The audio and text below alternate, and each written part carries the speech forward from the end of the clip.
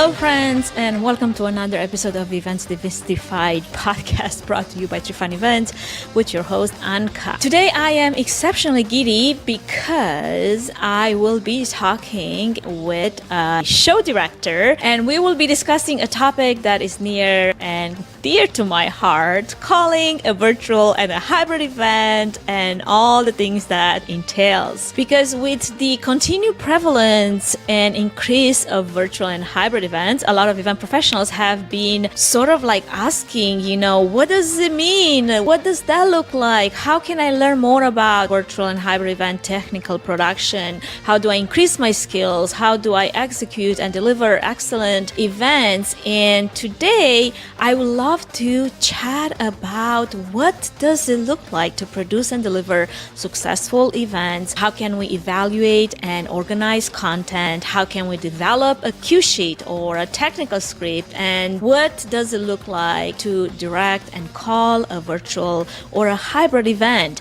Heather Sharpe is a multi-award winning event producer, director, planner with many years of experience leading corporate and community strategic initiatives. She has twice produced the largest public event in BC, Honda Celebration of Light in 2014 and 2015, as well as the largest New Year's Eve event in Canada. She has managed engaging corporate sponsorships for TELUS and designed and created awe-inspiring galas and fundraisers. Her strength is in digital events and technical production management. She is also an instructor for the world-renowned Event Leadership Institute and regularly speaks to industry organizations internationally and writes for publications on world-class event practices. And now, without further ado, I would love to welcome Heather to the show.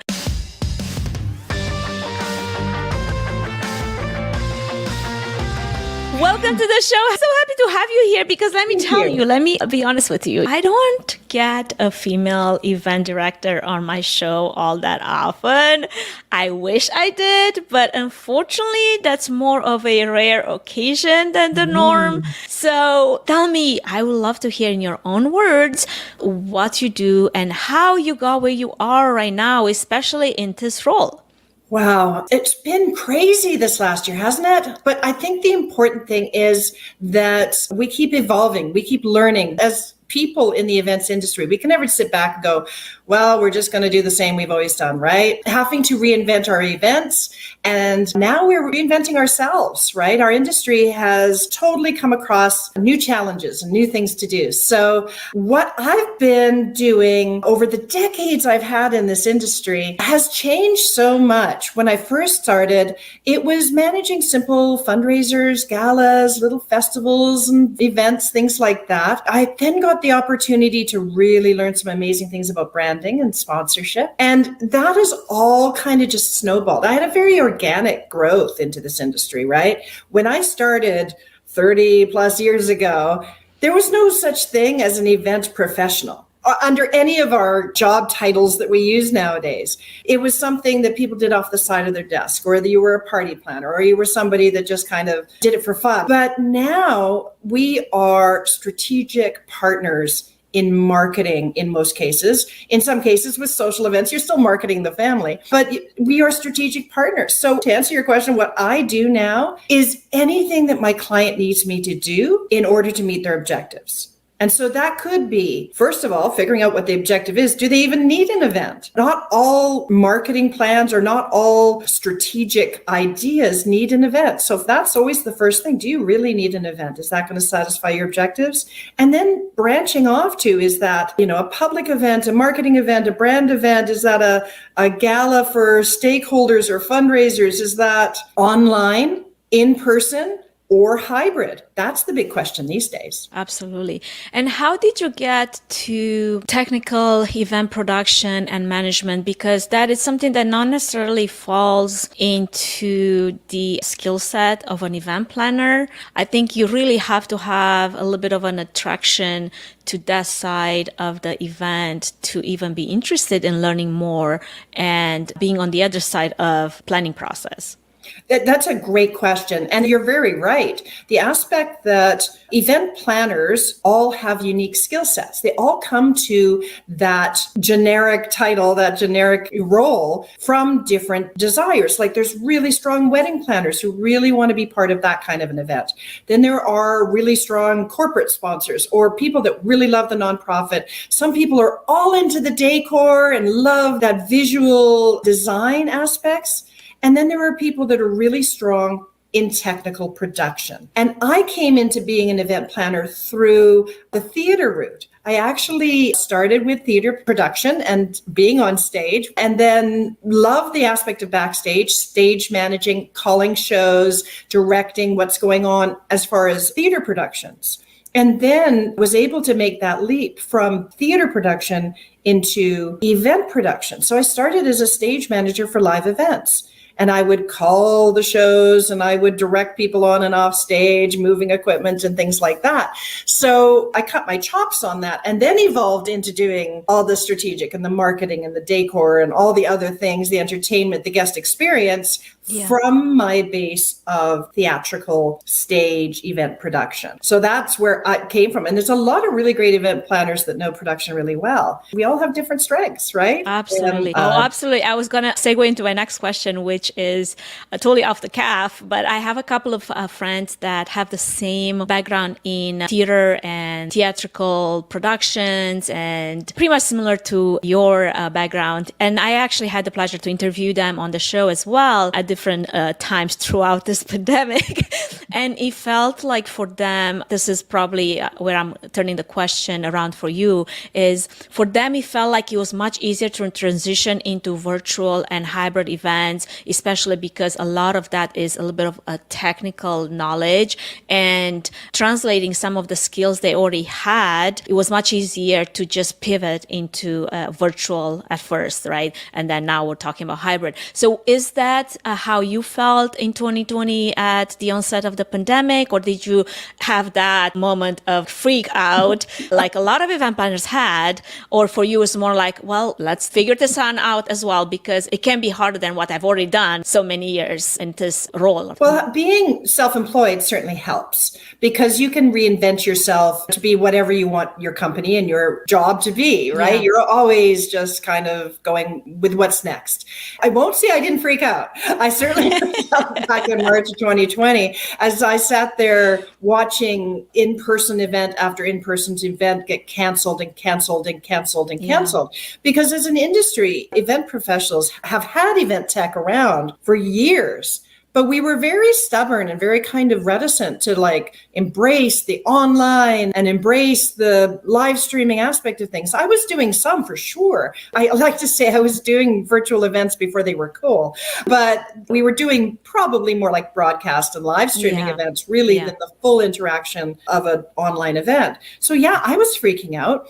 But, you know, I'm not that kind of person, as a lot of event professionals aren't. It's like, okay, you're thrown an emergency or a challenge. You either curl up in a ball and hope it all goes away soon, or you figure it out. You work the problem and you figure it out. So I just started ingesting everything that I could find about virtual events, about online, about how do platforms work. And there's millions of them out there. But I found a couple that I could really rock and really understand and work with. I just started reaching out to people way before they were ready. It's true that it took that evolution time. Like even the event professionals were like, okay, let's go online. And the clients and the attendees were going, I don't know.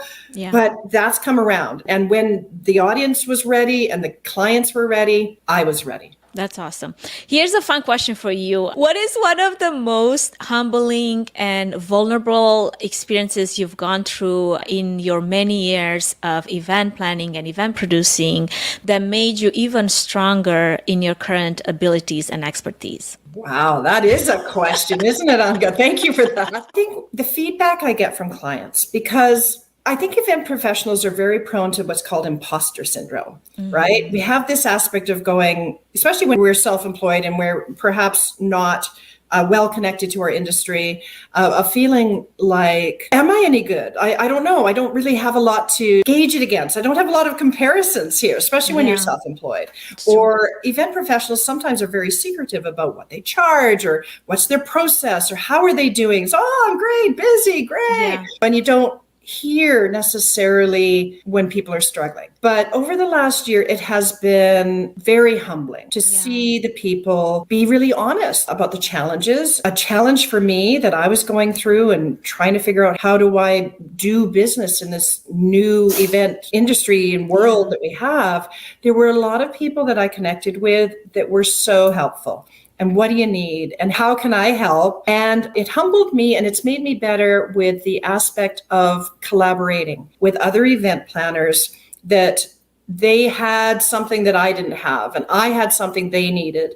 So I was able to support other event professionals with getting up and running on the online platforms in the digital world. And it really humbled me, but it also helped me really understand that we are stronger together as an industry. We participated in all the campaigns that were happening last year to make sure our industry wasn't forgotten, that we are not necessarily tourism and hospitality. We always get lumped in with that group when they're talking about support or help during this economic downturn. But I was humbled by the way the industry came together, and I was happy to be part of that. That's fantastic. I love that. Now, as we are trying to segue into our main subject over here, before we get into the how-to, I want to start with a basic definition of what we're going to be talking about here. So, what is, in your own words, the difference between a show producer and a show director? And you can basically define each as you may and evolve from there. Well, defining titles in our industry seems to be a challenge anyways. We've had that challenge for years. Am I an event planner, event manager, event coordinator, event director, event producer, event professional, and there's certainly some hierarchies involved there, but it's been a challenge for us to properly define these various levels and criteria to begin with. So I'm going to preface with that because not everybody's going to agree with my definition, but I think it's important to know. I'm calling myself an event planner, which is a generic term for me doing event management skills at any level. I call myself an event director in that an event director is somebody who is confident in running a show, calling and directing a show, whether that's in person or online. Yes. And that's my other pet peeve. I'm looking forward to getting back to live events. Live is live. Live is always like, if you're doing it at the moment that the people are watching it, it's live. Whether it's I think this whole in person, in real life, live, it's been like so confusing already. I'm trying to stay away from calling virtual because like virtual just means almost real. And I'm going like, no, online digital events are real events, but that's a whole nother soapbox. So I'm an event planner because I manage and plan events. I'm an event director because I call shows. I also call myself an event technologist. And an event technologist is be somebody who knows and understands live streaming and technology and platforms and how all that technology works together. So that's what I call myself. So to your question, Anca, the aspect of what's the difference between an event producer and director is kind of more generic. I would say an event producer to me is somebody who produces an event, is not only responsible for the event plan, but also the revenue generation and producing in that full definition. Then there's an event manager, event director, like an event coordinator, and all those things down from there. So I put event producer in the same vertical as an event planner. That's, to me, that role. Event producer also having the responsibility for the revenue, producing your own events. Yeah. But what's the difference between a planner and a director is all in that aspect of, and they can be the same person. They absolutely can. There's been roles where I've planned a whole event and then ended up directing the final show. An event director is the one that takes all elements of the show, of the performance, of the content.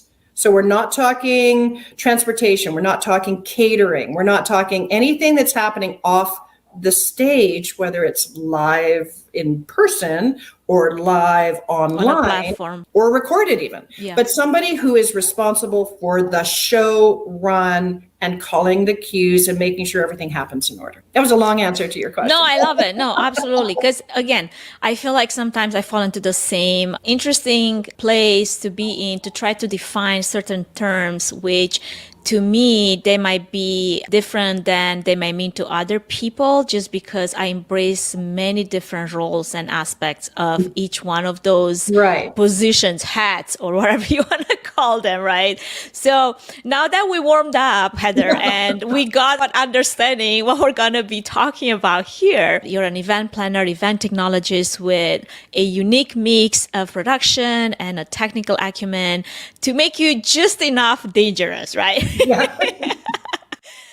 And you've become passionate about how to properly direct an event. We met, I think, during a conference, roundtable, small group, talking about event directing and what does that look like. And I wanted to start with best practices to direct a show and some of your best tips to anyone that would like to polish their skills or maybe understand the concept better. Great question. And it all begins with a really good analysis of your own personal skill sets. Do your own personal SWOT analysis, because not everybody has the skill set, needs the skill set. You've been doing in-person events for whatever length of time, and somebody else has probably called the show for you because you as an event planner have been involved with the transportation, the catering, or whatever else was going on in your event, or managing your client, or whatever else might be. Just know you don't have to do it if you don't feel comfortable with it. There's ways to get comfortable, and some of the tips are as follows. One, you have to be very calm under pressure. You have to know that you work well in that kind of environment where the pressure and the seconds and the calls count.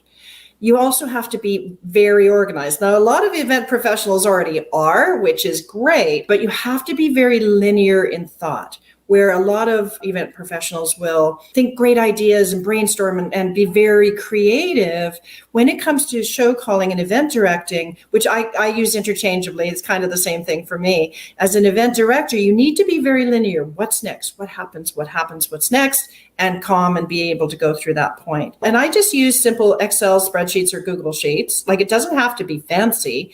And there are great platforms out there. There's great online platforms you can buy that help you with your cues and management and color coding and making, different departments, different things if you're doing a very robust event. But I don't think it's a skill set that's all that foreign to event professionals, because we do that with things like production schedules. And we do that with other critical path or timelines to event. We think very linear, what's next, and we track things as they go.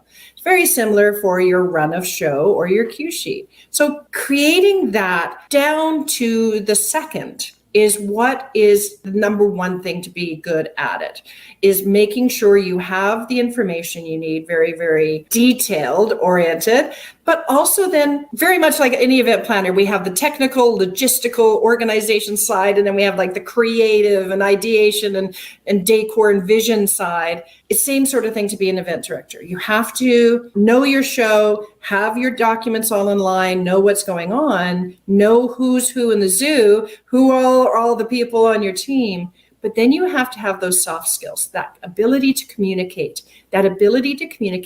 clearly, pleasantly, and succinctly, so that people know that you are confidently in charge and that they trust and to follow you and you know your event. So that's really the top thing, is just be organized, know your show, know the communication, know the language of what other people are speaking, and just help them understand your vision. Now, what role does then the run of show, the cue to cue sheet, the technical script, I feel like there's many names to many things, in the successful directing of an event? Well, I mean, it's really the aspect of any sort of event plan where you start with this sort of, I call it a big fuzzy ball, right? You get handed this client who goes, I want a thing. And you're like, oh, okay, what's this big fuzzy ball of thing that you want? And then you kind of keep shaving away layers and layers, like an onion, so to speak, where you go layer down, as you figure out what the event is. And then you start figuring out, okay, what's going on site? You create, you've got your timeline that takes you from months planning.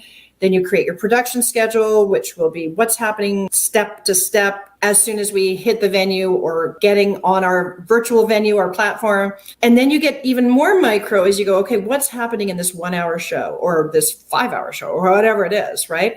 And so going from the very big picture down to the very, very micro. So you start with a timeline, you get to a production schedule, and then you're creating your run of show. I call it run of show. Other people do call it technical timeline or anything like technical. I feel like there's a little bit of a difference between like a run of show and a cue sheet, or a run of show and a technical script. Although sometimes they can both live on the same, like you said, Google spreadsheet, document. Yeah. And that's exactly it, because terminology changes. Some people call it an agenda. And I go, okay, agenda is like what act or which session goes in which order, like which lump. Yeah. But then your technical cue sheet or run of show, to me anyway, is when you get technical down to intro, light, sound, music bumper, transitions. Yes, exactly. You get down to those. Which you never really put that on the agenda. That would be weird. Yeah, that would be, wouldn't it?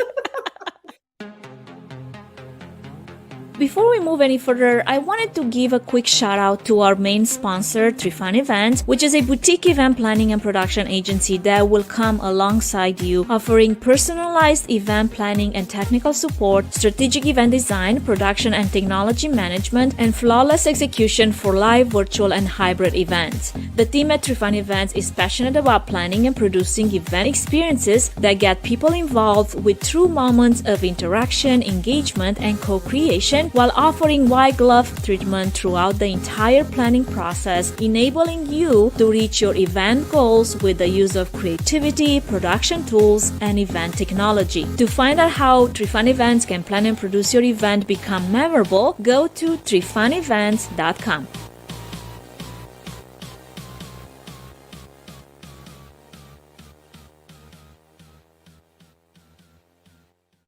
Let's take, say, a quick example. Here's a virtual event, and you are tasked with the role of calling a few remote speakers into a live broadcast session. How do you call them in this role of a director? Well, in a virtual, digital, online event, depending on the content, it can vary, because sometimes even with a digital event, you have an AV production team. And if it's as simple just bringing people in through Zoom calls that are going in and out, it's a very simple run of show, which has a session and where do you go? And okay, we're logging into the link, kind of like what we do for these sort of things, where you check mics, you check audio, you check lighting, you make sure everybody knows what they're doing. And then you go, excellent, stand by and we'll enable the stream and cue moderator or cue host, and off you go. But online and digital events have now got very complex. So you could have a whole show that you're calling more like a broadcast. Think more like a news director, like a news broadcast show. And it's an example I use a lot with my students in the aspect of you're no longer thinking about a stage and people walking on and off. You have to think about a news broadcast and design it that way. For example, you watch, people are behind a desk and the camera zooms in and pushes in on the host number one. And it's like, hi, and welcome to, and now we're going to take camera two is going to shoot the second host. And then we're going to go for a two shot where they're like talking together. And, oh, okay, now we throw to the weather person over on this side stage. And they're with a green screen and they're showing other things. And then there's a pip up here with the sports person or the remote broadcast, and then it goes live. So those are the things that you're looking at calling with a digital show. What is the TV broadcast experience that people are getting on their screens? And that's why you hear so much now about Zoom fatigue. We've all heard about Zoom fatigue, but we don't hear about things like Netflix fatigue. No. And we don't hear about things like, TV news broadcast fatigue. Why? And so you have to think about why we get fatigued with Zoom calls and we don't get fatigued with other kind of things we watch on screen. And it's in the design. And this is where a lot of virtual event designers are still learning and they're challenged by. Even just the aspect of what we're doing here, what we do on a lot of Zoom calls, of two faces, in a profile sort of shot, becomes psychologically draining. So you need in your virtual event design to consider that. They've actually likened going to Zoom calls, it's like going on a job interview with a panel of people and a mirror. and you're looking at yourself as you're going part of a job interview and all these faces are looking at you and you're going, you get tired, psychologically tired, and they go to do something else. They go to Facebook or they, wander off. So look at that aspect of changing up your shots. Look at that aspect of this camera from this angle, this camera from that angle. Move it in, do a pip, change it back, do it up, stand up, sit down, whatever changes it. There's definitely more aspects to consider, but I coach people to not be scared. And the reason being, it's probably very similar to what you may have thought about in-person event if you had an IMAG screen. You probably, knowing IMAG, like we're talking certain events and certain levels that get to that level. But if you're doing that, you're already thinking about what's on screen. And so take that to the next level and go, okay, we want a close-up shot of the person at the lectern, then we'll go to this PowerPoint or this slide or this video, and then we're going to take a wide shot of the whole room so people get an idea, and things like that. You're already kind of doing a little bit of it. You probably just need a little more confidence and a little, bravery, if you will, just to give it a try, because it's similar. Every event we do, we have to think of it as a challenge. How can we make it better? Do you find that there's times in a virtual or a digital event where sometimes less is more? No, I guess it's the not. opposite. To be honest, I don't think I do. We were there a year ago, but now people's demands are higher. People's expectations are higher.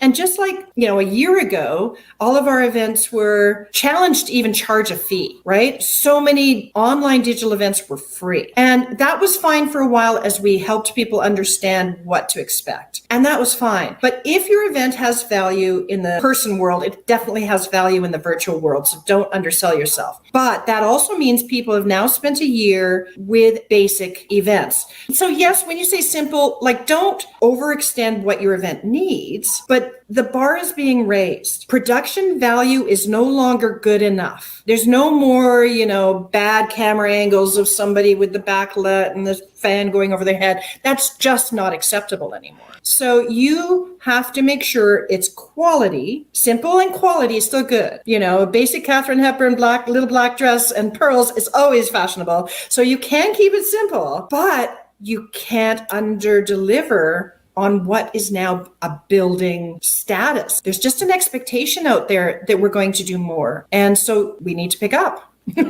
No, absolutely. Any other tips or practical examples that you might find useful to share for our audience when it comes to show directing? Well, the only other tip I want to do is mind the people in your team. Not everybody has access or the finances to bring on professional this, that, and the other thing. The roles that you need to fill, things like speaker coach or community chat moderator, may be skill sets you already have on your team. You don't necessarily have to hire and big money. Just look at the basic skill sets for those people and bring them together. So many people are willing to volunteer on events too. So take advantage of that. Now, I would love to also segue into another topic, which has to do a lot with how do you keep yourself in a healthy mental space, especially during a challenging time, especially with everything that as an event industry we went through. And I always, want to have the opportunity to ask experienced event professionals like yourself, because I feel like you've probably been through cycles of hardship. If you've been in the industry for more than a couple of years, you've been through cycles. What kept you going and what kept you really healthy and in a proper mental state to be able to overcome whatever challenge thrown your way? Yeah, it's a very important question because it has been a financially hard year as well as an emotionally hard year. And I think it's okay to not be okay. I think that's the hard one that most people have to get over. We work in an industry and I love what I do and I love my industry. And I think, like I said at the beginning, it's been very heart-filling to see people coming together and supporting each other. And I think it's okay to not be okay because we are an industry that hides the ugly bits, if something is on an event that goes wrong, we hide it. If we're struggling, we hide it. we put on a happy face for our clients and our guests and then go back to the office and go, oh my gosh, how did that happen? So I think it's really important that we do talk about these sort of things because we don't do this well. Yeah. And it's been really hard to keep reinventing yourself and keep changing. And I was fortunate because, like I say, I'm self-employed, so I could. While many people weren't given that opportunity, they were just let go and they wondered if they'd ever get back. And many didn't. Many went on to different industries, which is a real loss. But I think it's okay to tell people, close people, like you're not going to put it out on your social media, hey, we're having a crappy day and I feel like curling in a ball. Okay. It's not going to do well for company brand or your professional image, but find people you can talk to, find people that you can be not okay around and share. Like sometimes it might be in somebody else in the industry you really know, might be a loved one or friend or family, but you've got to let it out because otherwise as event professionals that put on that happy face all the time, that can eat you from the inside out. Yeah, absolutely. Well, Heather, thank you so much for your insightful tips and the tricks and the advice that you share with our audience today. Where can our audience find more about you, learn about show directing, and connect with you? Well, sherpagroup.ca is my website, and I have a communication promise that I get back to everybody within 24 hours. So please feel free to reach out, check out the website. Also that you can connect with me on LinkedIn. I'm also open to connections and helping my industry and my community. But if you're interested in specifically finding out more about hybrid and virtual event direction, I strongly recommend that you do reach out to eventleadershipinstitute.com. They have the hybrid and virtual event director certificate course. It's a 4-week course that walks you through all of that analysis, all that pre-production aspect, as well as how to call a show, how to create that run of show, how to find your team, put your team together, and what it all means. So I highly recommend you check that out if you're finding yourself in a position that you want to event direct a show. That'd be great. Love to have you there. Well, I will make sure to have those links in the episode notes so they're easy to be found. Heather, thank you so much for this time together. I am extremely happy that we got to do this and also super excited that, I got to talk to a fellow technical event producer, technical event planner. That's what I like to call myself. I don't care what you call me as long as you call me. That's what I love it. Call me. Well, I appreciate your time. Thank you again. And I hope you have a wonderful rest of your day. You betcha. Make the world a better place, one event at a time. There we go. Okay, friends, thank you so much for all of you listening. Wasn't that such an amazing episode, especially if you are interested in learning more about event producing, show calling, anything that has to do with digital and hybrid events. I'll make sure I have those links to the course that Heather mentioned. I am excited to be able to hear from you directly. So keep your feedback coming because that's really what dictates a lot of the choices when it comes to guest interviews and topics. Whatever you're tuning in from, please do take a moment out of your busy day to screenshot and share this podcast with your network. Make sure you subscribe so that you keep updated with what's coming up next. And I do have a new Instagram account, which will be fantastic if you checked it out. That is Events Demystify Podcast. And I am excited to be able to bring you amazing featured guests. Have a fantastic rest of your day. Until next time.